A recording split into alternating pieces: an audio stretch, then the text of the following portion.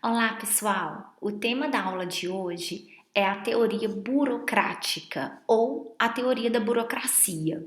Vamos então fazer uma breve contextualização, depois, posteriormente, conhecer o seu principal idealizador, a teoria propriamente dita, e assim vamos ainda identificar quais são as principais características da burocracia, as vantagens, as disfunções e vamos finalizar com uma apreciação crítica. E assim, eu pergunto para vocês: o que é burocracia? Como utilizamos hoje essa terminologia? Quais as contribuições da burocracia? Vamos ver que o que hoje entendemos, o que é senso comum sobre a burocracia, se refere, na verdade, às consequências negativas, ou seja, às disfunções. Mas a burocracia, a origem, a intenção de ter as regras, os regulamentos, tudo isso é essencial para as organizações. Mas a nossa expectativa e a nossa realidade, elas estão muito distantes. Por exemplo, aqui trago para vocês uma reportagem onde é feita uma comparação do tempo em que um cientista brasileiro ele gasta para importar um simples reagente em comparação com outros países mais desenvolvidos da OCDE, como por exemplo a Austrália, a França, Canadá, dentre outros, Estados Unidos, dentre outros. Então, como podemos ver, no Brasil, quem cuida dessa papelada é o próprio cientista. Os países da OCDE já têm escritórios especializados. Quanto ao número de etapas do processo de importação, no Brasil temos 9. Nestes países, 2 etapas. E aí, o que mais nos assusta? O tempo até a encomenda chegar, ainda considerando uma média, sendo que esse tempo pode ser ainda muito superior. E aí, nesse caso, no Brasil, são 4 meses o tempo de espera. E nestes países, apenas uma semana para a encomenda chegar. Então, como podemos ver, temos uma realidade que a burocracia, ela nos traz uma morosidade, nos traz realmente diversas etapas para executar, muitas vezes, um simples processo. Mas então, vamos entender um pouquinho. A falta de uma teoria das organizações sólida e abrangente fica clara com a profissão mesmo daquelas críticas que nós fizemos à perspectiva clássica.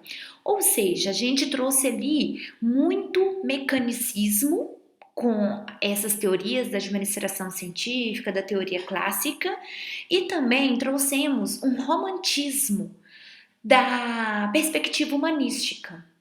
Então, diante a fragilidade das teorias anteriores e também uma necessidade de ter modelos e práticas não somente aplicáveis à fábrica, considerando aí tamanhos, complexidades diferentes, surge então novos estudos que vamos conhecer o principal idealizador, que em suas obras trabalha esse modelo burocrático. Então, dentre alguns estudiosos, a gente vai ter então o sociólogo alemão Max Weber como criador da sociologia da burocracia. E ainda, o Weber, ele considerava que um dos traços distintos da sociedade moderna é seu caráter burocrático. Então, com isso, o desenvolvimento dessa nova forma de organização ele acreditava que estava presente em todos os setores. A gente poderia falar sobre igrejas, o Estado, partidos políticos, ou até mesmo as próprias empresas.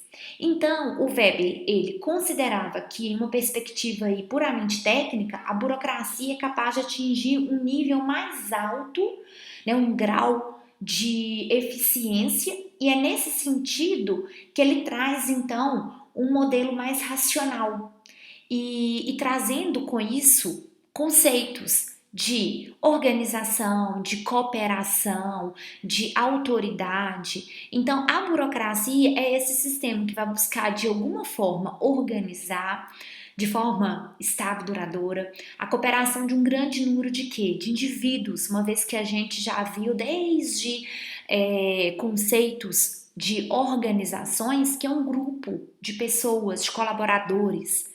E aí a gente tem ainda o quê? Um objetivo a ser alcançado.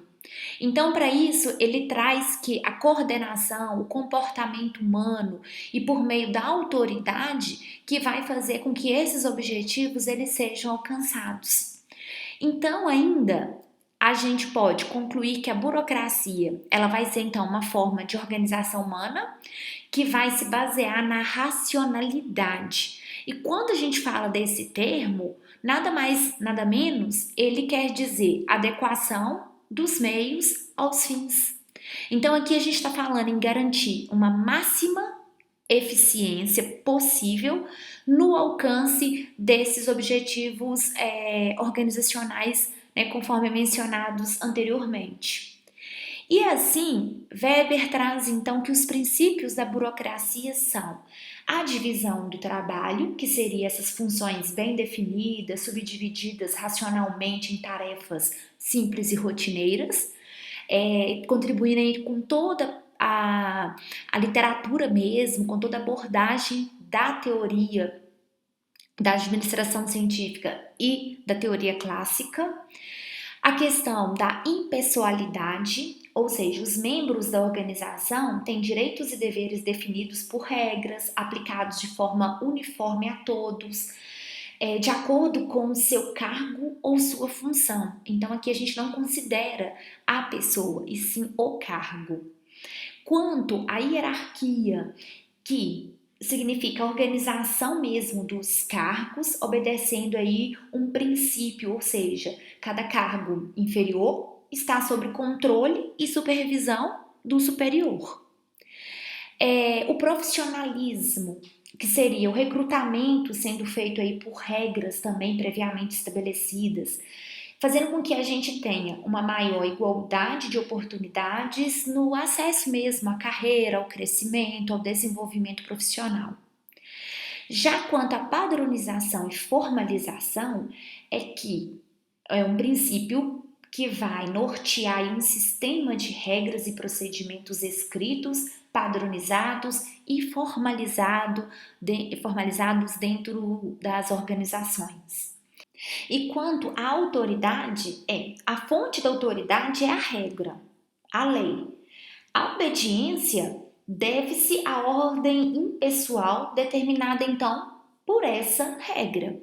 E vamos definir melhor qual a diferença entre autoridade e poder agora aqui nesta aula. E por fim, a separação de domínios público e privado, que significa que os membros do quadro administrativo devem estar completamente separados da propriedade dos meios de produção e administração. Ou seja, paralelamente, existe uma completa separação entre o cargo da pessoa e sua vida privada. E assim, nós temos que as bases da teoria, ou seja, o conceito central da teoria da burocracia, é a autoridade legal, racional ou burocrática. Uma vez que, nesse contexto, os subordinados, né, entre aspas, eles vão aceitar as ordens dos superiores como justificadas porque concordam com um conjunto de quê? De normas que consideram legítimos e dos quais deriva então aquele comando, ou seja, a obediência ela não é devida à pessoa em si, mas sim aquele conjunto de regulamentos legais que já são previamente estabelecidos na organização, que faz com que esses colaboradores cumpram então seu papel, essas regras, as leis. E Weber, ele acredita que a gente tem, então, a autoridade como uma forma de comando ou ordem específica ali sendo o quê? Obedecida. E quando a gente fala na diferença entre autoridade e poder, a gente está falando, na verdade, que A autoridade, ela significa o poder institucionalizado e oficializado. Ou seja, quando a gente fala em poder, eu estou falando de uma pessoa que exerce influência sobre as demais. E isso pode ser por inúmeros motivos, como por exemplo, poder de conhecimento. Então, a maioria das coisas que precisam ser executadas por essa pessoa, ela possuir muitos conhecimentos, ela exerce naquele momento ali uma influência sobre as demais. Só que a autoridade, ela seria esse poder, mas de forma o quê? Institucional, legal, que seja de fato formalizado, muitas vezes por meio da hierarquia, ou mesmo como havíamos falado, por meio de regras, de regulamentos. Então, com isso, a gente tem que a autoridade, ela proporciona poder. Então, ter autoridade é ter poder. Mas ter poder nem sempre vai significar ter autoridade. Uma vez que, se isso não for legítimo, oficial, institucional, a gente não pode dizer que existe naquela relação autoridade. E ainda, Weber traz que, como falamos anteriormente, a teoria da burocracia, ela trabalha com a autoridade legal, racional ou burocrática. Nós temos também outros tipos de autoridades, que seria, no caso, a autoridade tradicional, que muitas vezes a gente pode dar aqui um exemplo, né, de família, de pais. Então, ele exerce ali naquele momento, né, a influência, mas porque os filhos, né, no caso, ou os colaboradores numa empresa, eles aceitam mediante que sempre foi assim, sempre as famílias, né, se comportaram dessa forma e que existe aí essa relação de fato de obediência. Já a autoridade carismática, a gente pode dizer que líderes políticos ou religiosos, eles acabam exercendo essa influência. Ou seja, as pessoas aceitam ordens ou lições e acabam realizando comportamentos por causa daquela influência ali da personalidade ou aquela liderança. Ele consegue de fato mover diversas pessoas por meio dessa autoridade carismática, né? Aquele líder que ele é simpático, que ele envolve as pessoas. Só que então, aqui na teoria, a gente considera então que as pessoas, elas aceitam as ordens, mas porque elas concordam com aquele conjunto de normas, de leis, que a gente chama então da autoridade legal, racional ou burocrática. E ainda, quando falamos da teoria da burocracia, a gente tem algumas características que vamos ver que são muito benéficas para as organizações. Vamos ver essas 10 características. A primeira se refere ao caráter legal das normas e regulamentos, ou seja, faz com que as pessoas elas consigam ter já bem estruturado o que devem fazer, o que pode, o que não pode, qual que é o seu papel. Então, as organizações que não têm regras, que não têm regulamentos, elas acabam ficando totalmente desestruturadas.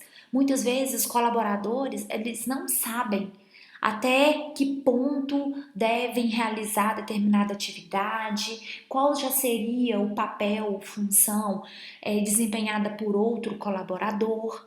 Então, quando a gente traz esse caráter, as normas, regulamentos, faz com que a própria organização ela saiba, né, como que ela tem que conduzir ali suas atividades, o que é permitido ou não, quais são seus direitos, deveres. Quando a gente fala do caráter formal das comunicações, estamos falando agora que todas as ações, procedimentos, eles são feitos para proporcionar comprovação e documentação adequada. Então, assim, isso para gestão do conhecimento é excelente. Porque a gente tem depois como voltar aqueles documentos e fazer de fato conferências. Então agora tudo deve ser por escrito. Então a comunicação ela se dá basicamente por uma comunicação escrita. Já quando a gente fala desse caráter racional de visão do trabalho, ele também colabora com essa primeira característica que nós falamos do caráter legal, porque agora a gente vai ter as atribuições de cada participante também descritas, e descritas de forma escrita. Aí temos a próxima que seria a impessoalidade nas relações. Que assim, é a gente entender que nesse momento aqui, a gente não considera mais as pessoas como pessoas, mas como ocupantes de cargos e de funções. Então, o tratamento ele ficou cada vez mais distante. As pessoas costumavam não chamar outras por nome e sim por cargos. Então, assim, por um lado, ter impessoalidade é muito benéfica, porque faz com que, né, as pessoas ali tenham que cumprir determinados direitos, as funções do seu cargo, independente né, da pessoa, mas por outro lado pode gerar um pouco esse distanciamento. Quanto à hierarquia de autoridade, a burocracia ela vai estabelecer mesmo esses princípios de hierarquia. Então, um cargo inferior, ele está ali sob o controle e supervisão de um posto superior e nenhum cargo vai ficar sem controle, sem supervisão. Então, eles vão cada vez mais reforçar esse conceito de hierarquia que já havia sido definido e assim reforçado por Fayol. Quanto às rotinas e procedimentos padronizados, é que agora a gente tem que cada atividade ela é descrita quanto à sua execução, ou seja, ela deve ser executada de acordo com as rotinas e procedimentos fixados pelas regras e normas técnicas. Então, quando hoje a gente tem aí um POP, que é um procedimento operacional padrão, que descreve um passo a passo de como realizar determinada atividade, então, isso acaba favorecendo muito, como eu falei anteriormente, a transferência de conhecimentos. Então, caso aquele funcionário hoje não está presente, outra pessoa pega esse procedimento e consegue muitas vezes desenvolver toda aquela atividade, todas as tarefas. E a gente acaba tendo mesmo uma forma única e padronizada da realização daquela tarefa para alcançar o mesmo objetivo, os mesmos resultados. Já quanto competência técnica e meritocracia, é que a partir de então a gente vai ter critérios que vão ser considerados para admissão, transferência, promoção. Então, antes a gente tinha aí esses critérios que seriam considerados particulares, arbitrários, mas agora não. A gente vai considerar de fato o quê? A competência do colaborador. E a competência no que tange o conhecimento, a habilidade e o fazer, o que ele de fato coloca ali em prática, que seria a mão na massa mesmo. Já quanto à especialização da administração, é que nós temos agora aqui um corpo técnico mesmo que seja capacitado, especializado em administrar, que saiba, como a gente falou anteriormente, trabalhar a questão do planejamento, da organização, coordenação, controle, e que esses especialistas sejam separados dos demais que estão assim relacionados ali a habilidades mais técnicas, mais operacionais. E aí, o administrador profissional tende a controlar cada vez mais a burocracia, porque a gente tem que agora que cada funcionário ele é considerado de fato um profissional. Por quê? Porque a gente tem aí a questão da especialização, que é um ser assalariado, que está ocupando um cargo dentro de uma carreira. Então, dentre outros motivos, a gente agora considera esse administrador um profissional e que vai cada vez mais controlar toda essa questão do que a gente tem falado aqui sobre as regras, regulamentos e o ato mesmo de gerenciar a organização. E aí, por fim, na 10ª característica, não menos importante, pelo contrário, ela traz para a gente aí a questão da previsibilidade do funcionamento, que é exatamente assim o que a teoria da burocracia ela busca. Ou seja, a consequência desejada da burocracia é de fato ter essa previsibilidade do comportamento dos seus membros. Então aqui a gente tem que todos os funcionários, então, eles devem se comportar de acordo com as normas, regulamentos para atingir essa eficiência. Tudo já está estabelecido no sentido de prever as ocorrências e também a gente já tem ali a questão das rotinas, de como executar todas as atividades. Então, dessa forma, pode ser então que a gente tenha essa eficiência da organização. E aí eu pergunto para vocês, será? Então, assim, se a gente parar aqui um pouquinho para pensar, vocês podem até pausar o nosso vídeo aqui, a aula, a gente vai ver que, aparentemente, Weber ele não previu nenhuma diferenciação no comportamento humano da organização. Pelo contrário, ele parece assim, ficar bem acomodado nessa visão mesmo padronizada do comportamento humano. E com isso, ele acaba não considerando que existe uma organização informal. Então, vários aspectos que a gente vai ter, muitas vezes, exceções para serem tratadas e que não são. Então, essa questão de ter o máximo controle de tudo foi de fato uma ilusão. As condições, como já falamos até em outras aulas, as condições tanto do ambiente externo, do ambiente interno, quando a gente fala aí do externo, os nossos fornecedores, os clientes, os concorrentes, aí ainda das condições políticas, econômicas, então tudo isso é imprevisível. A gente vai trabalhar isso até com um termo que significa contingência.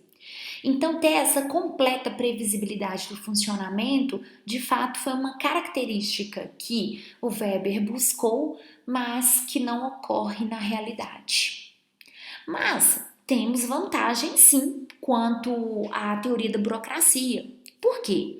A gente tem aí como ainda característica essa racionalidade em relação ao alcance dos objetivos da organização. Então, essa preocupação, de fato, em ter os objetivos sendo alcançados, realizados. Temos a questão aí da precisão na definição do cargo e na operação, pelo conhecimento exato dos deveres. Então isso diminui muitas vezes o quê? Conflitos. Eu sei o que deve ser feito e eu sei até onde eu devo executar determinada atividade. Então, a gente até vai ver que muitas vezes na organização, quando a gente não tem muito bem definido os cargos, as operações, acaba não sendo muitas vezes responsabilidade de ninguém. Então, alguém deveria fazer, eu achei que alguém iria, né, executar determinada atividade, todo mundo poderia executar e ninguém fez. Aí no terceiro aspecto, a gente tem a rapidez nas decisões, pois cada um vai conhecer o que deve ser feito e por quem, e as ordens e os papéis tramitam ali através de canais, né, formais, pré-estabelecidos. A gente vai ter uma univocidade mesmo de interpretação ali que é garantida pela regulamentação específica escrita. Por outro lado, a informação é discreta, pois é fornecida apenas a quem deve recebê-la. Bacana!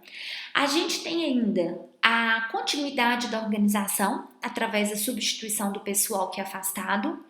E, além disso, os critérios de seleção e escolha do pessoal, eles se baseiam em quê? A gente falou em competência técnica e também naquela questão, hoje o funcionário ele não veio, mas um outro pode seguir determinado ali procedimento e realizar a atividade. Temos ainda a questão da redução do atrito entre as pessoas, pois cada funcionário conhece o que é exigido, isso é muito bem descrito em normas, cada um sabe ali seus limites entre responsabilidades, as do outro. Então isso é uma vantagem que a burocracia traz para as organizações. A questão também da constância, pois os mesmos tipos de decisão, eles podem ser tomados nas mesmas circunstâncias. O que cabe é o gestor conseguir analisar se aquela situação ela não tem alguma outra variável que modifica, né, o cenário, que a gente está falando assim, tomar uma mesma decisão em uma mesma circunstância.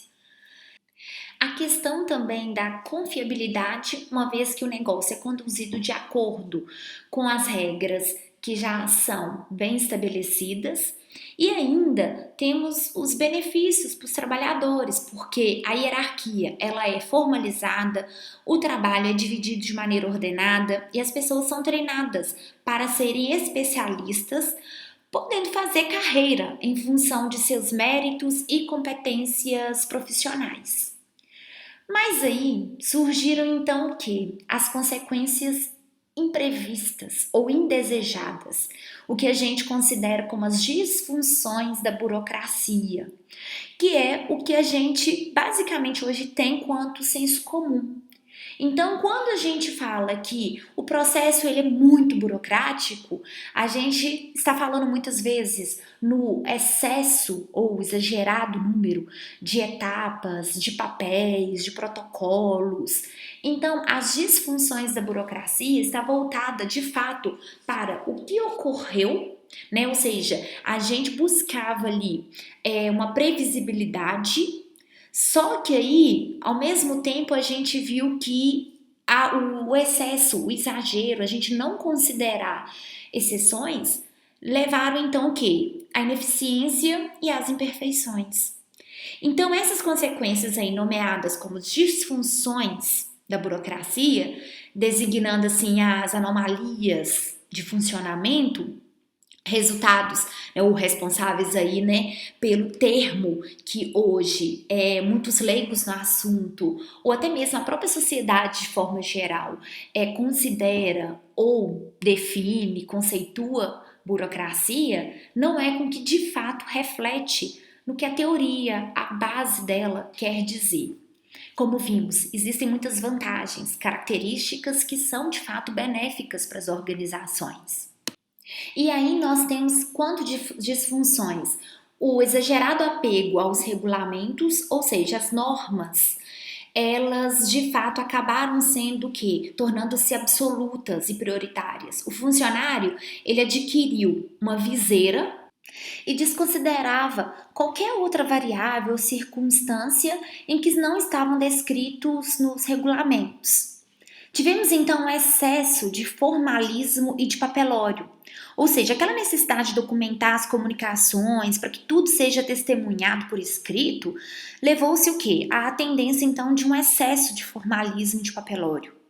Isso constitui uma das mais gritantes assim disfunções, o que faz até mesmo, né, como eu disse, os leigos imaginarem que a burocracia tem enorme volume de papel e as vias adicionais aí de formulários. A resistência a mudanças, como tudo é muito rotinizado, padronizado, previsível, o funcionário se acostuma à repetição daquilo que executa, o que lhe dá uma completa segurança a respeito do seu futuro. Só que então, isso faz com que, quando surge alguma mudança na organização, ele acaba muitas vezes tendo que uma resistência. Então a mudança, ela passa a ser para a organização indesejável e evitável, que é bastante complicado. E aí, quando temos a despersonalização do relacionamento, é que, como falamos anteriormente, as relações entre os funcionários, elas acabavam enfatizando os cargos e não as pessoas. E isso, como eu falei, também provocou o quê? Um distanciamento nas relações. Então, ou seja, o burocrata, ele não toma, né, os outros seres, os indivíduos, como pessoas, mas como ocupantes de cargos com direitos e deveres específicos. Quanto à questão da categorização como base do processo decisório, nós temos aí a questão da hierarquização mesmo da autoridade, que faz com que quem tome decisões em qualquer situação seja sempre o que possui mais alta categoria hierárquica, mesmo que ele desconheça do assunto. Ou ainda, a gente pode considerar que as decisões, elas acabavam também muitas vezes sendo padronizadas, como a gente falou, desconsiderando aí as variáveis daquela situação. A questão da superconformidade às rotinas e procedimentos, Nós estamos falando aqui que a burocracia ela exige devoção às regras e regulamentos, que se transformam em máximas o quê? Tipo verdades absolutas. Só que com o tempo elas se tornam sagradas para o funcionário e limitam o que? A sua liberdade, espontaneidade ali, pessoal, e também afeta até mesmo a sua capacidade de compreender o significado, a importância da realização daquela tarefa na organização. Então, ou seja, o burocrata, ele passa a trabalhar em função de regulamentos e rotinas e não mais em função dos objetivos da organização. E cada vez isso vai trazendo para ele uma rigidez no comportamento e ele faz tudo, como falamos anteriormente, ali com aquela viseira. Estritamente aquilo que está contido em normas, regulamentos, rotinas, procedimentos, como falamos. Já a questão da exibição de sinais de autoridades é que, ao enfatizar a hierarquia de autoridade, é preciso ressaltar aqueles que detêm o quê? O poder, como a gente disse, a influência. Assim, a utilização intensiva de símbolos e sinais de status serviram para demonstrar cada vez mais o quê? A posição hierárquica ali dos funcionários.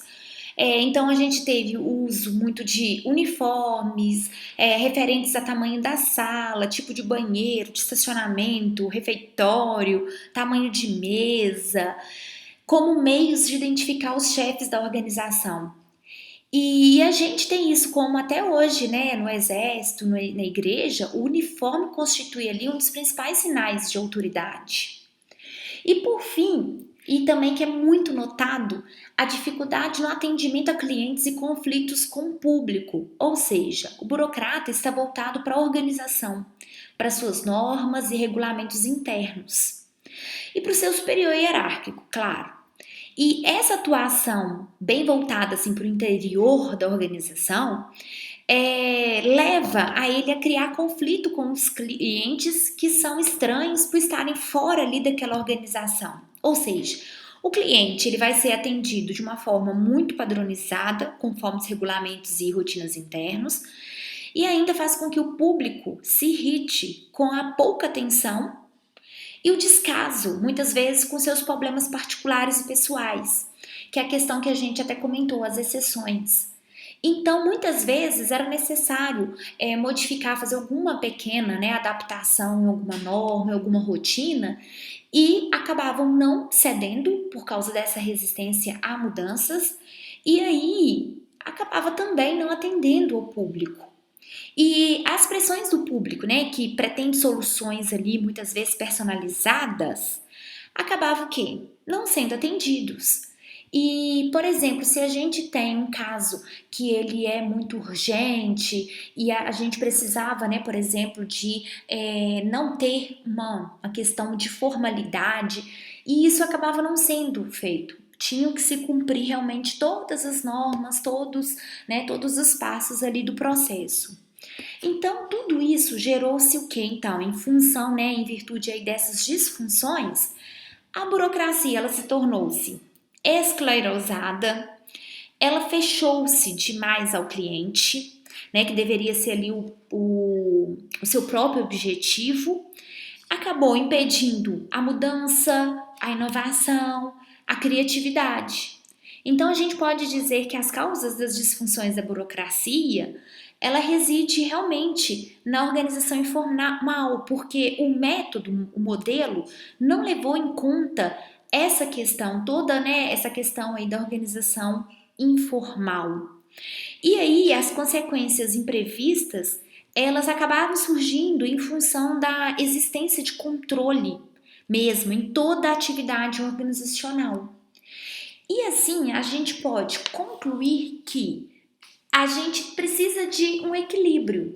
Porque uma vez quando eu tenho aí a escassez da burocracia, eu vou ter muitas vezes uma falta de especialização, bagunça, falta de autoridade, uma liberdade excessiva, tudo muito informal, uma ênfase considerando somente pessoas e muitas vezes a questão até mesmo do apadrinhamento. Que a gente aqui tenta fazer então agora já todo o processo de admissão, de promoção, por meio de competências técnicas. E aí, por outro lado, se a gente tem um excesso de burocratização, a gente tem uma super especialização, uma autoridade, autocracia, imposição, muita ordem, disciplina, excesso de papelório, ênfase muito em quê? Em cargos e também excesso de exigências. Então, por um lado, eu tenho a escassez trazendo uma desordem e eu tenho um excesso que me traz o quê? Uma rigidez. E então era necessário a gente ter um equilíbrio entre para a gente conseguir então a tão esperada eficiência da organização. Então agora a gente pode refletir um pouco melhor o quanto que algumas organizações elas pecam e erram por terem uma escassez mesmo ou por terem muita rigidez, muita burocracia, fazendo com que o processo nunca inove, que seja realmente muito padronizado. Essas são as principais referências utilizadas. E gostaria também, de ressaltar que esse material ele foi gerado a partir dessas e de outras informações e ilustrações coletadas também na internet. E todo material ele tem um foco acadêmico e meramente ilustrativo. Muito obrigada pela atenção. Um abraço.